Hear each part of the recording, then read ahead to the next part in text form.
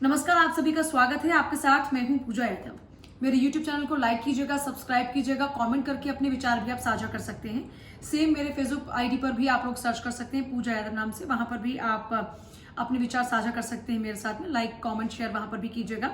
तो चलिए, आज जिस विषय पर हम बातचीत करने जा रहे हैं वो है उत्तर प्रदेश में 10 राज्यसभा सीटों को लेकर खूब घमासान मचा हुआ है। अगर आंकड़ों के लिहाज से देखा जाए तो 8 सीटों पर बीजेपी की जीत तय है, लेकिन एक सीट को लेकर खूब गहमा गहमी चल रही है और इस बीच सबसे बड़ा झटका लगता है बसपा को। दरअसल 8 जिन सीटों का जिक्र किया, जो आंकड़ा है उस आंकड़े के हिसाब से बीजेपी के पास में वो 8 सीटें हैं, एक समाजवादी पार्टी के पास में सीट है, लेकिन आखिरी की 10 सीट पर घमासान मच गया। घमासान इस तरीके से शुरू होता है कि जो बसपा के 6 प्रस्तावक हैं वो अपना नाम वापस ले लेते हैं। पहले ये आंकड़ा 5 का रहता है, लेकिन उन्हीं में से एक विधायक ये जिक्र करता है कि साहब हम 5 नहीं हैं, हम 6 हैं और हम अपना नाम वापस ले रहे हैं। अब जब उनसे बातचीत की जाती है, उन प्रस्तावकों से, उन विधायकों से बसपा के, तो वो ये कहते हैं कि साहब जो कोऑर्डिनेटर हैं बसपा के वो हमको वैल्यू नहीं करते हैं। हमारी अपनी ही विधानसभा के अंदर हमारे पैरेलल दूसरे कैंडिडेट्स को खड़ा करने की कोशिश की जा रही है। कई विधायकों का दर्द तो ये भी था कि बसपा सुप्रीमो मायावती उनके दुख दर्द में उनके साथ नहीं खड़ी होती हैं। वो ये कहते हैं कि हमारी तबीयत अगर खराब हो जाए, अगर हम मेदांता में भर्ती हो जाएं या हम किसी अन्य अस्पताल में भर्ती हो जाएं, तो वहां पर सीएम योगी आदित्यनाथ का भी कॉल आता है, वहां पर अखिलेश यादव का भी कॉल आता है। अगर कॉल नहीं आता है किसी का तो वो है मायावती।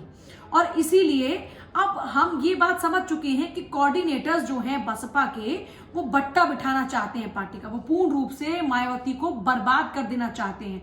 ये वजह है कि हम अपने लिए अन्य रास्ते खोज रहे हैं और खुलकर बगावती तेवरों के साथ में बातचीत की जाती है और बसपा के खिलाफ में खूब जोर आजमाइश के साथ में जितना ज्यादा बोला जा सकता है विरोध में, उतने स्वर बोले जाते हैं। एक तरफ ये जो उपचुनाव के साथ साथ एक बड़ा चैलेंज बना हुआ था राज्यसभा की सीटों को लेकर, यहां पर बसपा के पास में फिर से एक चैलेंज था कि अपनी ताकत को दिखाया जाए।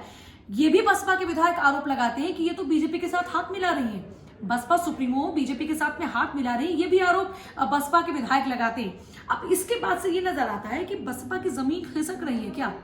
देखिए, एक तरफ मायावती को लगातार चंद्रशेखर उर्फ रावण चुनौती दे रहे हैं और वो कहते हैं कि दावा करते हुए कि कब्जा दलित वोट बैंक पर उनका है, दबे कुचले पिछड़े जो लोग हैं उनके साथ में वो खड़े हुए हैं। तो फिर मायावती का अपना वोट बैंक क्या है? क्योंकि जब उनके अपने विधायक उन पर आरोप लगा रहे हैं, वो ये कह रहे हैं कि उनकी कोई पूछताछ वो करती नहीं है, उनकी कोई देखरेख, उनकी पूछ जो होनी चाहिए वो होती नहीं है। कोई उन्हीं के जिले में अगर बैठक होती है तो उनको इस बारे में कोई जानकारी तक नहीं होती है। तो जब खुद बसपा के विधायक कह रहे हैं तो आप सोचिए बसपा की जमीन कितनी जबरदस्त तरीके से खिसकती हुई नजर आ रही है। और इसके साथ साथ बसपा के जो नेता हैं वो ये आरोप लगा रहे हैं कि सब समाजवादी पार्टी तो हॉर्स ट्रेडिंग कर रही है, खरीद फरोख्त चल रही है विधायकों की, क्योंकि इसी एक सीट को लेकर जबरदस्त तरीके से घमासान मचा हुआ है। तो चर्चा इसी बात को लेकर हो रही है कि बसपा के लिए इतना बड़ा झटका राज्यसभा के चुनाव से पहले लग रहा है, तो बसपा के लिए चुनौतियां तमाम है। अब मायावती करेंगी क्या?